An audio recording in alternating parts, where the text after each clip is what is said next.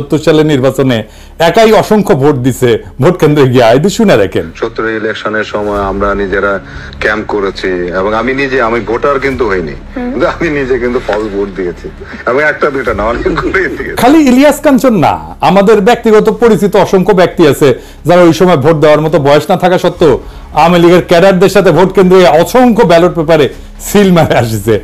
আজকে আর তাদের নামধাম কইলাম না, এইসব আলাপ অন্য দিন হবে। আপনার আশেপাশে 70-এর নির্বাচনে ভোট দেওয়া আর অংশ নেওয়া এরকম কেউ থাকলে জিগায় দেখেন।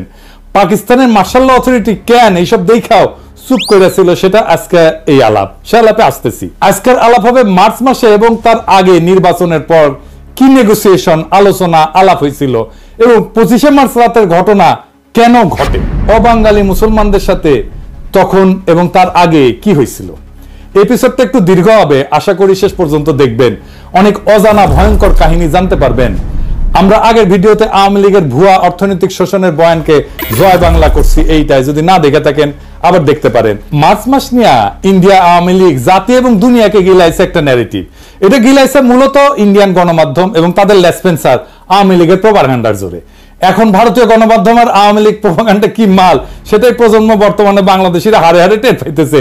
দেখছেন না এইটারে? ये सबसे बड़ी खबर है और पाकिस्तान का एक कार्गो शिप भारत के बिल्कुल करीब खड़ा है।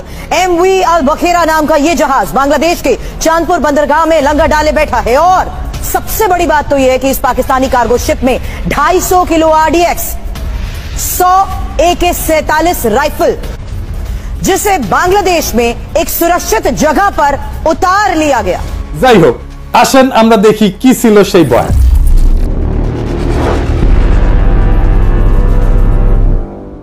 সেই বয়ান বলে 1970 সালের ডিসেম্বর মাসে পাকিস্তানের নির্বাচনে আওয়ামী লীগ সংখ্যাগরিষ্ঠ আসন পায়।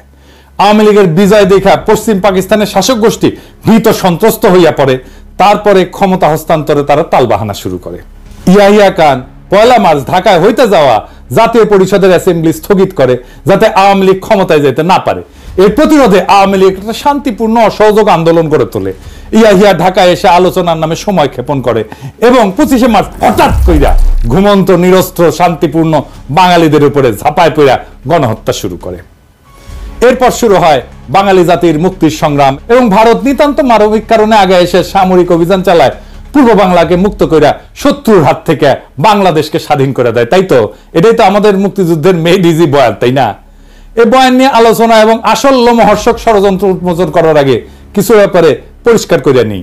এই সমস্ত ব্যাপার বোঝা অত্যন্ত জরুরি। পুরো ষড়যন্ত্র বুঝতে হইলে আরেকটু আগে যাইতে হবে, আমাদের ভারত ভাগের টাইম থেকে শুরু করতে হবে। আসেন আল্লাহর নামে শুরু করি।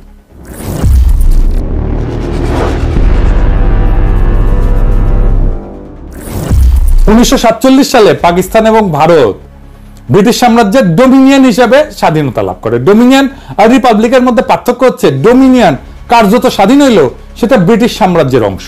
একটা ডোমিনিয়নের রাষ্ট্রপ্রধান ইংল্যান্ডের রাজা বা রানী, তবে ডোমিনিয়নের পার্লামেন্ট বা আইনসভার স্বাধীনতা আছে। তারা যদি চায় তাদের আইনসভা নিজেদেরকে রিপাবলিক ঘোষণা কইরা ইংল্যান্ডের সাথে সম্পূর্ণভাবে সম্পর্ক সেট করতে পারে, তখন তাদের নিজস্ব রাষ্ট্রপ্রধান থাকবে। ভারত 1950 সালে নিজেদের সংবিধান রচনা করে, রিপাবলিক ঘোষণা করে। পাকিস্তান 1956 সালে সংবিধান রচনা করে, রিপাবলিক ঘোষণা করে। পরে ব্রিটিশ সাম্রাজ্য ডোমিনিয়ন শব্দ বাদ দিয়ে কমনওয়েলথ শব্দ চালু করে। এখন অনেক দেশ আছে যারা ডোমিনিয়নের মতো, যেমন কানাডা, অস্ট্রেলিয়া, নিউজিল্যান্ড। এই সমস্ত দেশের রাষ্ট্রপ্রধান ইংল্যান্ডের রাজা বা রানী।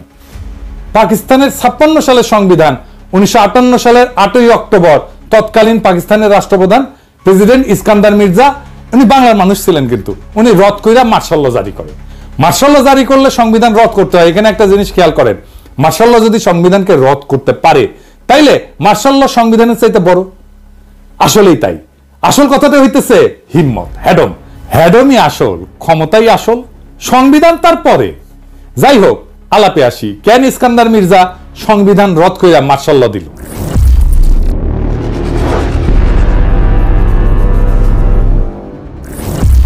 এর পিছনে মূল কারণ ছিল পূর্ব পাকিস্তানের প্রাদেশিক পার্লামেন্টে আওয়ামী লীগ এবং শেরে বাংলা একে ফজলুল হকের কৃষক শ্রমিক পার্টির মধ্যে ভয়াবহ মারপিট হয়। পার্লামেন্টের ভিতরে ডেপুটি স্পিকার শাহেদ আলীকে পিটায় হত্যা করা হয়।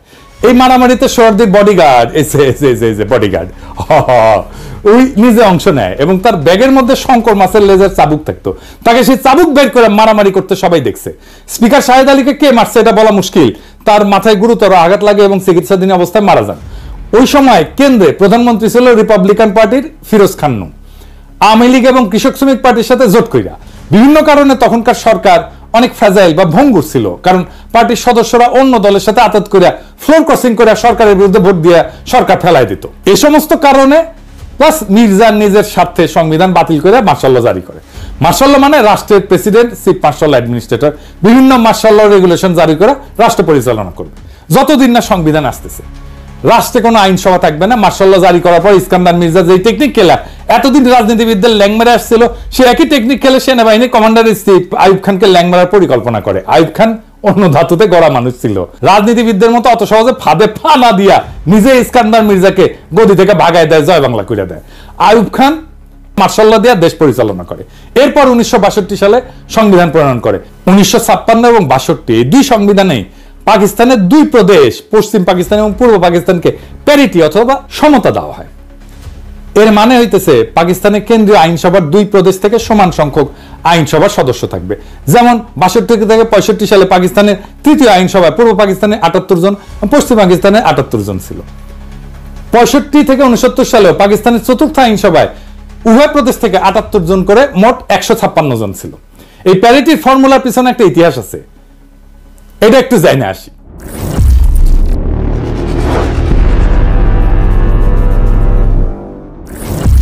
পাকিস্তানের প্রথম গণপরিষদ, যেটা 47 সালের 10 আগস্ট গণপরিষদ এবং আইনসভা হিসাবে শপথ গ্রহণ করে, সেটাতে প্রথমে 69 জন সদস্য নির্বাচিত হয়ে আসছিল।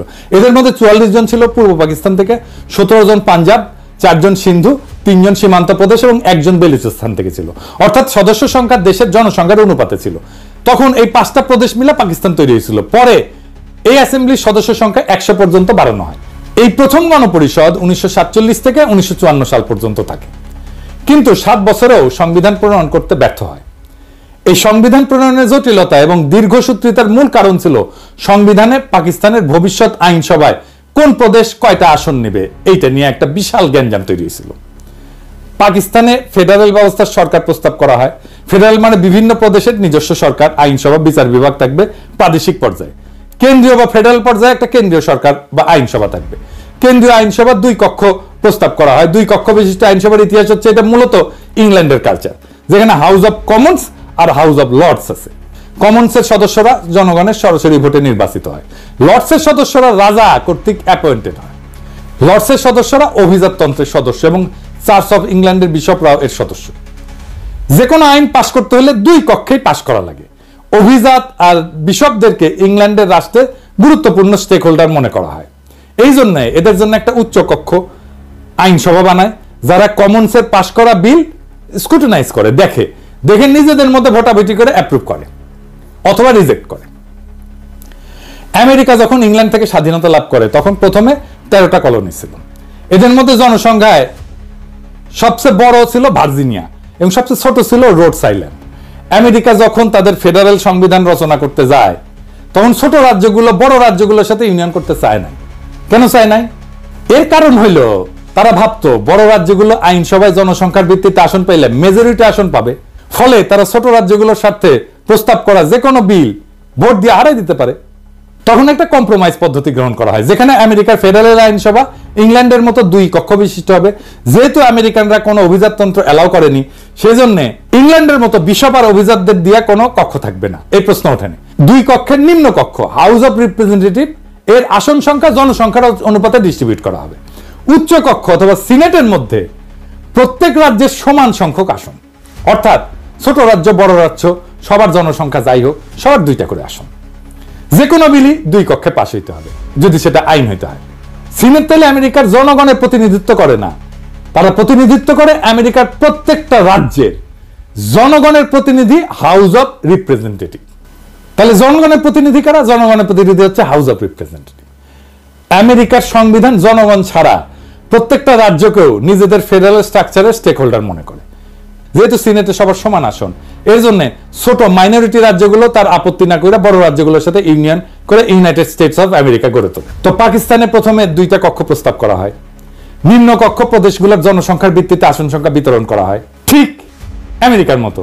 পাকিস্তানের প্রদেশগুলোকে যদি ক্রমিক অনুসারে সাজাই তাহলে জনসংখ্যা সবচেয়ে বেশি পূর্ব বাংলা, তারপরে পাঞ্জাব, তারপরে সিন্ধু, তারপরে সীমান্ত প্রদেশ, তারপরে বেলুচিস্তান। আর উচ্চ কক্ষ প্রদেশগুলো প্রতিনিধিত্ব করবে, প্রত্যেকটা প্রদেশের সমান সংখ্যক আসন থাকবে, সিনেটের মতো, ঠিক আমেরিকার মতো। যে কোনো বিল উভয় কক্ষে পাশ হইতে হবে। সব প্রদেশ এই প্রস্তাবে রাজি হয়। রাজি হয় না কে?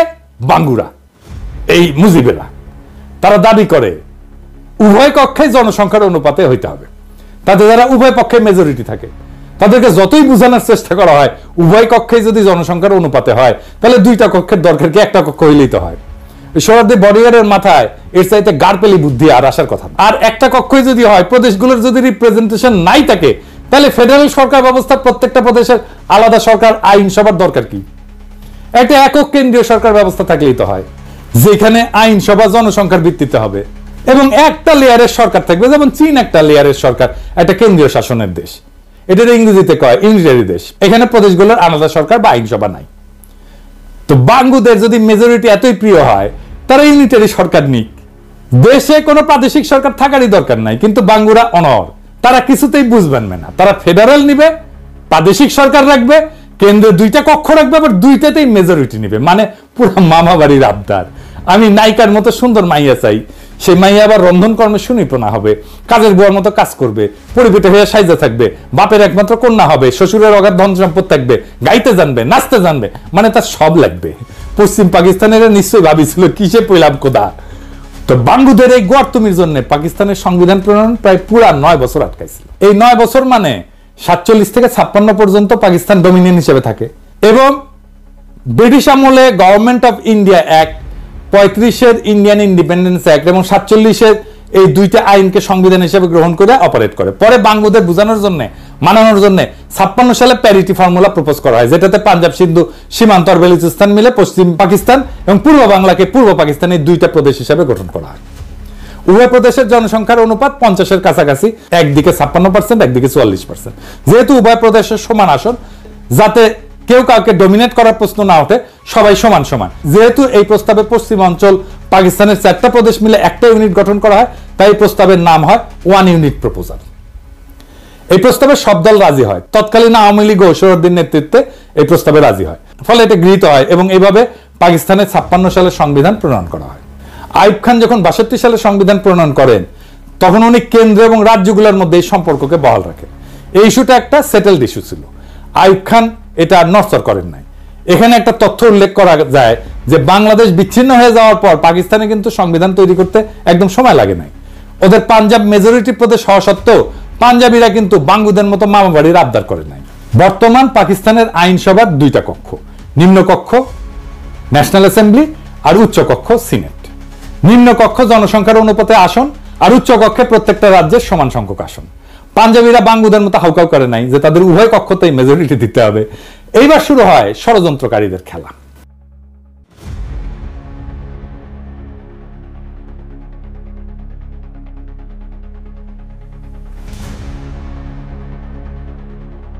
সম্পূর্ণ নিজের বলে দাবি করে। উত্তর পশ্চিমের লাদাখের একটা অংশ, যেটার নাম আকসাই চীন, সেটাকেও তারা নিজেদের এলাকা বলে দাবি করে। ভারত মাতা বেশি কনফিডেন্ট হইয়া চীনের এলাকায় সৈন্য নিয়ে ঢুকে যায়। ভাবছিল চীনারা ভারত মাতার সৈন্য দেখলে পালাবে, চীনারা না পালায় উল্টা হামলা করে। ফলে ভারত পুরা অরুণাচল প্রদেশ, আকসাই চীন উভয় অঞ্চল যুদ্ধে সম্পূর্ণভাবে হারায়। আসামের ভিতরে চীনা বাহিনী ঢুকে পড়ে। চীনের কাছে ভীষণ মার খাওয়ার পরপরই ভারত 1965 সালে পাকিস্তানের সাথে যুদ্ধ জড়ায় পড়ে। কাশ্মীরে ভারতের বিরুদ্ধে বিদ্রোহে পাকিস্তান আর্মির সাহায্যের ফলে ভারতের দখলকৃত কাশ্মীরে সামরিকভাবে বেসামাল হয়ে পড়ে। Pakistan army 1 September operation grand slam নামে একটা সামরিক অভিযান পরিচালনা করে। ফলে কাশ্মীরের ভিতরে ভারতীয় আর্মি অত্যন্ত নাজুক পরিস্থিতির সম্মুখীন হয়। এখানে উল্লেখ করা যায় যে এই গ্র্যান্ড স্ল্যামের কমান্ডার ছিল তৎকালীন মেজর জেনারেল ইয়াহিয়া খান। তাদের আত্মসমর্পণ ঠেকাইতে মরিয়া ভারত 6 সেপ্টেম্বর আন্তর্জাতিকভাবে রিকগনাইজ বর্ডার ক্রস করে লাহোরের দিকে হামলা করে, কিন্তু সমস্ত শক্তি নিয়ে।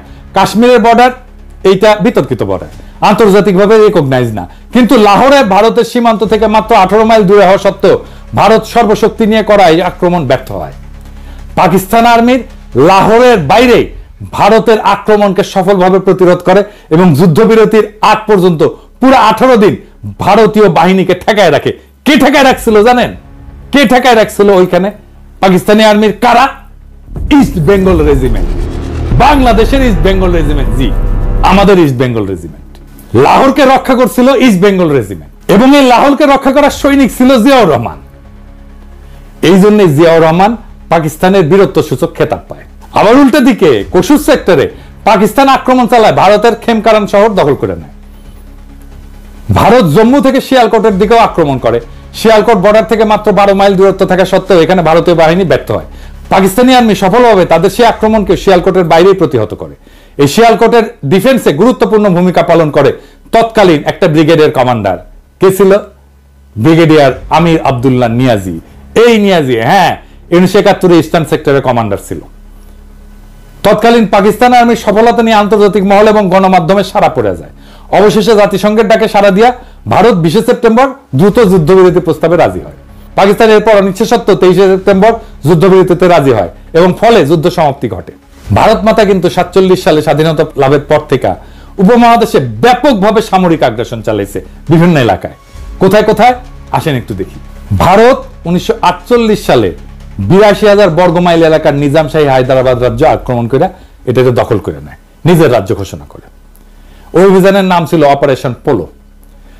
ভারত তার স্বাধীনতা লাভের পর 1947 থেকে 48 সালে জম্মু কাশ্মীর 16,309 বর্গমাইল, 1948 সালে জুনাগড় রাজ্য 3,337 বর্গমাইল, 1948 সালে নিজামশাহী হায়দ্রাবাদ রাজ্য 82,698 বর্গমাইল, 1961 সালে গোয়া রাজ্য 1,429 বর্গমাইল, 1971 সালে পূর্ব পাকিস্তান 57,320 বর্গমাইল, 1975 সালে সিকিম রাজ্য 2,740 বর্গমাইল, সর্বমোট 1,62,405 বর্গমাইল এলাকা সামরিক অভিযান চালায়, দখল করে, যেটার পরিমাণ জার্মানি অথবা পোল্যান্ডের এরিয়া থেকেও বেশি।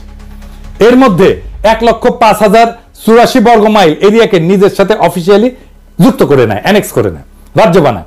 বাকি পূর্ব পাকিস্তানের 57,000 বর্গমাইলকে একটা ক্লায়েন্ট স্টেট হিসেবে রাখে, প্রথমে মুজিব এবং পরে হাসিনার সময়। অধীনস্থ জনপদ, একটা কলোনি, প্রায় উপনিবেশ। এছাড়া ভারত মাতা 1962 সালে তিব্বত দখল করতে গিয়ে চীনাদের হাতে মাইর খায়। 87-90 সালে শ্রীলঙ্কাতে মাতব্বরি করতে গিয়ে সামরিক বাহিনী পাঠায়, পরিণামে তামিল বিদ্রোহের আত্মঘাতী হামলায় রাজীব গান্ধীকে উড়ায় জয় বাংলা করে দেয়। দ্বিতীয় বিশ্বযুদ্ধের পর এত বড় এরিয়া আর কোন দেশ সামরিক হামলা করে দখল করে, যেটা ভারত মাতা করেছে। মজার ব্যাপার হচ্ছে এরপরেও এদের প্রোপাগান্ডার এমনই জোর যে আন্তর্জাতিক মিডিয়া সবাই পাকিস্তানকে যুদ্ধবাদ দেশ মনে করে আর ভারত মাতাকে গান্ধীর নেংটি পড়া অহিংস শান্তিবাদী দেশ ভাবে। এত বড় একটা যুদ্ধবাজ দেশ যে 62 থেকে 65 সালে 3 বছরের মধ্যে চীন এবং তার চেয়ে ক্ষুদ্র পাকিস্তানের মার খাওয়ার পর হন্যা হইয়া পাকিস্তানকে খণ্ডিত করতে উদ্গ্রীব হয়ে ওঠে এবং পরিকল্পনা ফাঁদে। কি পরিকল্পনা ফাঁদে?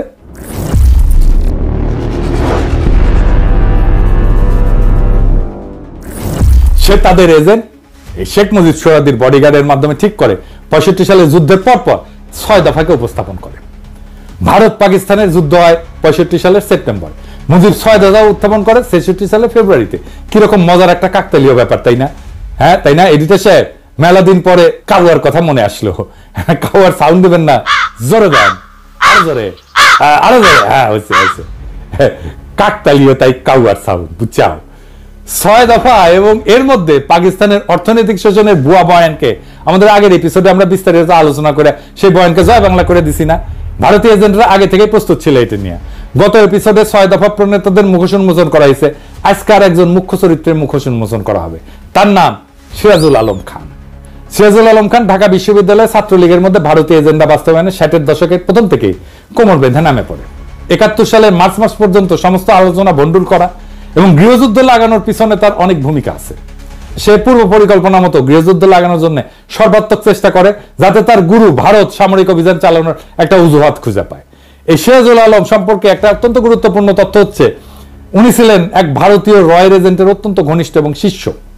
তিনি মাঝে মাঝে কলকাতা যেতেন এবং গেলে সেই এজেন্টের কলকাতার ভবানীপুরের রাজেন্দ্রপুর লেনের বাসাতেই উঠতেন এবং থাকতেন। সেই এজেন্টের কলকাতায় বাড়ি ছাড়াও বাংলাদেশেও বাড়ি ছিল এবং তিনি বাংলাদেশের নাগরিকও ছিলেন, আওয়ামী লীগের সংসদ সদস্য ছিলেন এবং আওয়ামী লীগের সংসদ সদস্য হিসেবে 73-এর কারচুপির নির্বাচনে তৎকালীন বাকেরগঞ্জ 14 আসন, বর্তমানে পিরোজপুর 1 আসন, যেটা বর্তমানে আল্লামা দেলোয়ার হোসেন সাইদির আসন, ওইখানে এমপি নির্বাচিত হয়েছিলেন। শেখ মুজিব জয় বাংলা হয়ে যাওয়ার পরে 75-এ সে ব্যক্তি আবার ইন্ডিয়া চলে যায়। তার নাম চিত্তরঞ্জন সুতার। এবার আসেন চিত্তরঞ্জন সুতারকে একটু চিনে নিই।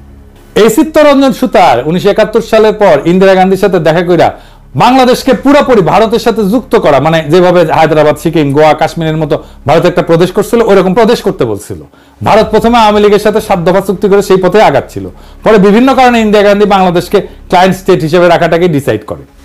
পরবর্তীতে কংগ্রেসের প্রেসিডেন্ট জ্ঞানী জৈল সিং এটাকে ইন্দিরার সবচেয়ে বড় ব্লান্ডার হিসেবে আখ্যা দিছিল। আমাকে শেখ হাসিনাকে যখন এই ব্যাপারে ব্যক্তিগতভাবে প্রশ্ন করা হয়, মেজর আশরাফ তার এনটিভি সাক্ষাৎকারে বলেন, তার ছোট বোন রেহানা আমার স্ত্রীর ক্লাসমেট ছিল। এই বিষয়গুলো নিয়ে তার প্রতি একটা শ্রদ্ধা আমার ছিল এবং সেই শ্রদ্ধা হিসাবে তাকে আমি রিসিভ করেছি, not as an official duty but এই কারণেই। এবং ওনাকে আমার বাসায় নিয়ে এসেছি, উনি এসেছেন, আমার বাসায় খেয়েছেন। একটি ঘটনা যখন থেকে তার প্রতি আমি একদম অসন্তুষ্ট হয়ে যাই, তার প্রতি আমার বিরাগ আমার জন্মগ্রহণ করে সৃষ্টি হয়, সেটা হচ্ছে সেই সময় আপনার যদি মনে থাকে বিচিত্রা বলে একটা সাপ্তাহিক পত্রিকা ছিল, শাহাদত হোসেন উনি ছিলেন তার এডিটর। জয়েল সিং বলে নামে একজন ভারতীয় প্রেসিডেন্ট ছিলেন। তার টার্মস যখন এক্সপায়ার হয়ে যায় তখন ওই জয়েল সিং এর সঙ্গে জ্ঞানী জয়েল সিং তার সঙ্গে আমাদের শাহাদত সাহেব একটা ইন্টারভিউ নিয়েছিলেন। তো বাংলাদেশ ভারতের সম্পর্কের উপর আলোকপাত করতে গিয়ে জয়েল সিং সাহেব বলেছিলেন, the greatest blunder of India was to have withdrawn the troops from Bangladesh 1971। এটা শাহাদত সাহেবকে বলেছিলাম। আমি যখন এটা পড়ার পর আমার মনটা খুব খারাপ হয়েছে যে কিভাবে এইরকম একটা উক্তি করতে পারে। তো এর কিছুদিন পরেই শেখ হাসিনা যখন আসলেন, ওনাকে আমি বললাম, আমি তাকে রিসিভ করে জানেন, আমি বললাম, ম্যাডাম আপনি জানেন এরকম একটা বক্তব্য দিয়েছি, and you know what was her response? সে তো ঠিকই বলেছে। উত্তর ছিল, সে তো ঠিকই বলছে। এদের কাছে স্বাধীন বাংলাদেশ ছিল বাংলাদেশের মানুষকে উজবুক বানানোর একটা মূলা। এরা সবসময় নিজেদেরকে ভারতের প্রদেশ হিসেবে কল্পনা করে। এদের পূর্ব বাংলার মুসলমানদের সংস্কৃতি, ধর্ম নিয়ে ব্যাপক বিদ্বেষ। পৃথিবীর সর্ববৃহৎ মুসলিম রাষ্ট্র হিসেবে পাকিস্তান এই উপমহাদেশের মুসলমানদের বাসভূমি হিসেবে টিকে থাকলে এদের এজেন্ডা বাস্তবায়নে ব্যাপক বাধা আসবে। সেই জন্যই পাকিস্তানকে ভাঙতে হবে। পরে চিত্তরঞ্জন সুতার আবার বাংলাদেশে ফিরে আসে এবং কালিদাস বৈদ্যের সাথে বঙ্গভূমি আন্দোলন গড়ে তোলে ইন্ডিয়ার সাহায্য নিয়ে। এই প্রজন্ম বঙ্গভূমি আন্দোলন সম্পর্কে জানে না। কি ছিল সেই বঙ্গভূমি আন্দোলনে?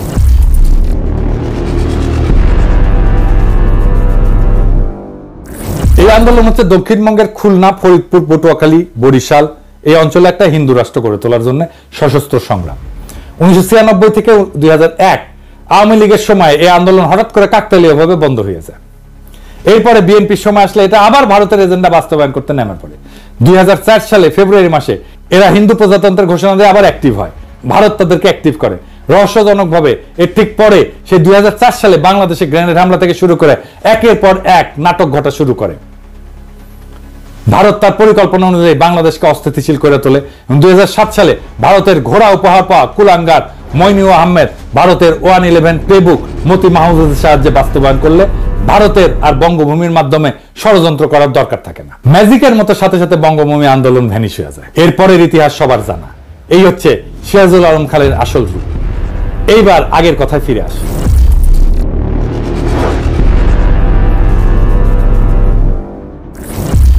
6 দফা প্রণয়নের মাধ্যমে পাকিস্তানের একটা সেটেলড ইস্যু, কেন্দ্র, প্রদেশ এবং আন্তঃপ্রদেশ সম্পর্ক, এটাকে আবার ভারতের মদদে পুনরুজ্জীবিত করা হয়। প্রথম পয়েন্টটাই ছিল পাকিস্তান একটা ফেডারেল স্টেট হবে, প্রাদেশিক সরকার থাকবে, কিন্তু সেখানে আইনসভার একমাত্র জনসংখ্যার অনুপাতে আসন বিন্যাস হবে। আওয়ামী লীগ আরো দাবি তোলে 1 ইউনিট ভেঙে দিয়া পশ্চিম পাকিস্তানকে অরিজিনাল 4টা প্রদেশে ভাগ করতে হবে। এর ফলে আইনসভায় 2 প্রদেশের মধ্যে কোনো প্যারিটি বা সমতা থাকবে না। কিন্তু অন্য সব ফেডারেল দেশের মতো আইনসভায় আওয়ামী লীগ প্রদেশগুলোরও কোনো প্রতিনিধিত্ব রাখতে দেবে না। তারা ভারতীয় এজেন্ডা অনুযায়ী মাওবাড়ির আবদার তুলে দেশকে আবার অস্থিতিশীল করে তোলে। আইয়ুব খানের গভর্নর মোনায়েম খান এর জন্য মুজিবকে ডিফেন্স অফ পাকিস্তান রুলস এর অধীনে গ্রেফতার করিয়া জেলে পাঠায়। 6 দফা আন্দোলন কিছু সময়ের জন্য ধামাচাপা পড়ে যায়। ভারত আবার অন্য রাস্তা দেখতে থাকে।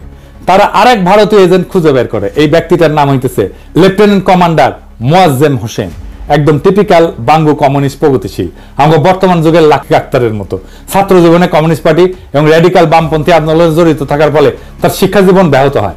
পরে কোনো মতে ইন্টারমিডিয়েট পাশ করে পাকিস্তান নৌবাহিনীতে যোগ দিয়ে ষড়যন্ত্রমূলক কার্যকলাপ চালাই যেতে থাকে। ইনি আগরতলা ষড়যন্ত্রকারীদের মুখ্য অর্গানাইজার। আগরতলা ষড়যন্ত্র যে সত্য ছিল এবং ছোটবেলার আওয়ামী বয়ান এবং পাঠ্যপুস্তকে এটাকে মিথ্যা মামলা বলে চালানো হইলেও আওয়ামী লীগের ডেপুটি স্পিকার এবং অন্যতম ষড়যন্ত্রকারী আসামি শওকত আলী 2011 সালে একটা বই লেখে, সত্য মামলা আগরতলা। মোয়াজ্জেম ভারতীয় দূতাবাসের একজন কর্মকর্তা পিএন ওঝার সাথে দেখা করে অস্ত্র, টাকা এবং পরিকল্পনা সাহায্য চায়।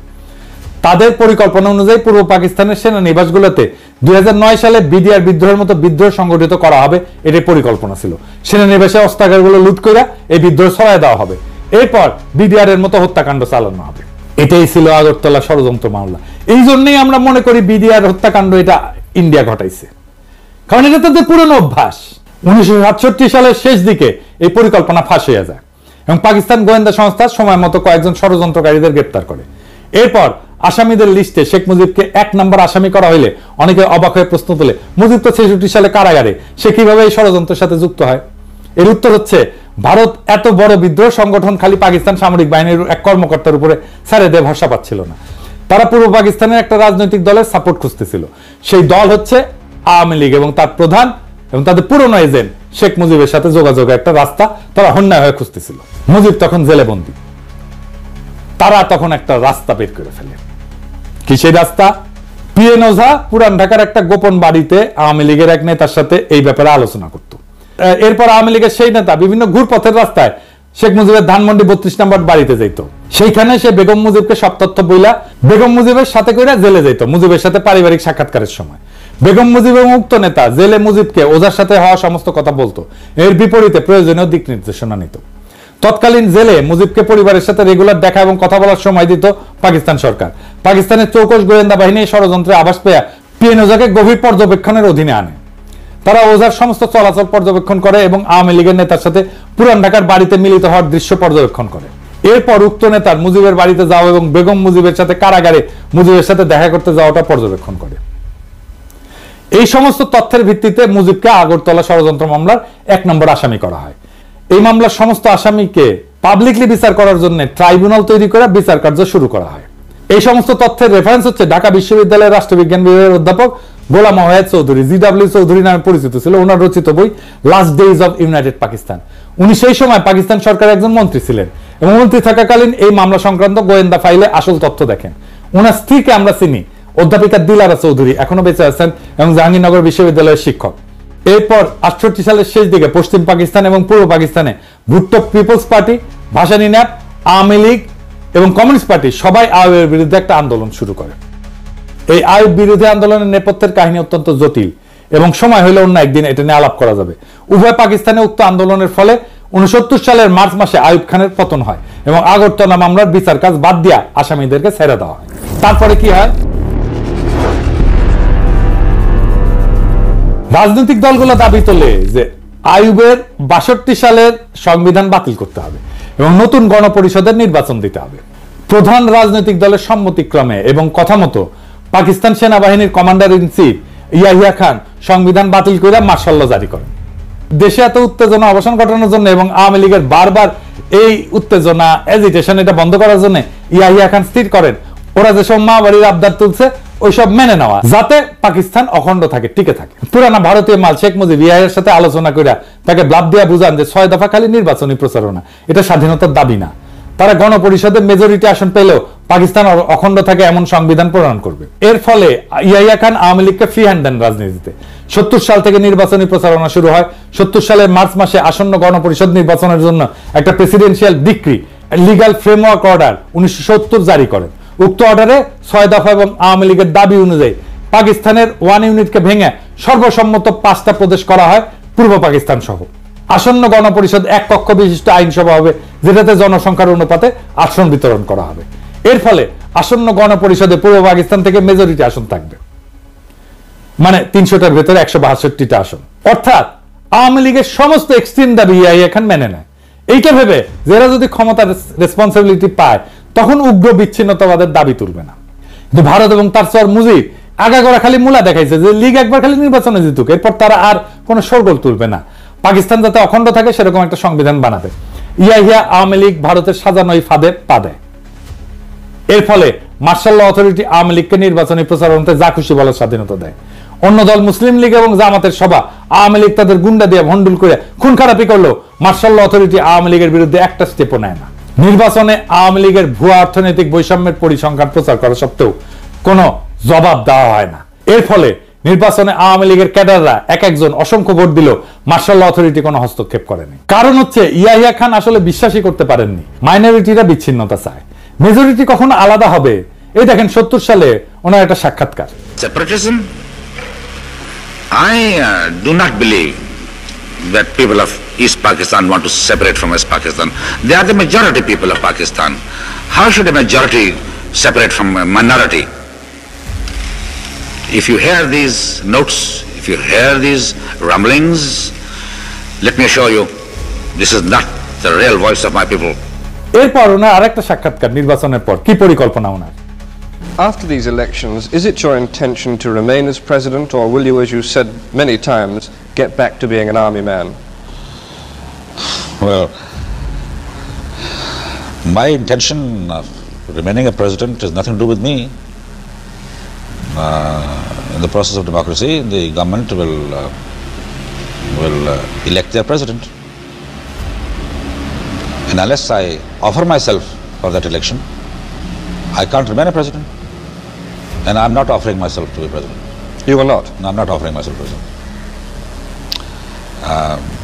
I'm not, my temperament is not this way, my makeup is not that way. I joined the army as a professional soldier. I remain so. And my biggest aim is to go back to my army. I have only 2-3 years left of service before I retire. So, in the process, if I happen to be in charge of running this country for a year and a half or 2 years, that perhaps will be an additional satisfaction to me that I have done some service to the nation also in restoring democracy back to them as a soldier. But apart from that, I'm quite clear on the subject. Of course, one can't tell from time to time, as I was saying the other day in the press conference, that if God forbid my second phase of the plan, which is the making of the Constitution, I'll do my damnedest to bring it about. If it doesn't come about, martial law will have to continue. My duty then remains.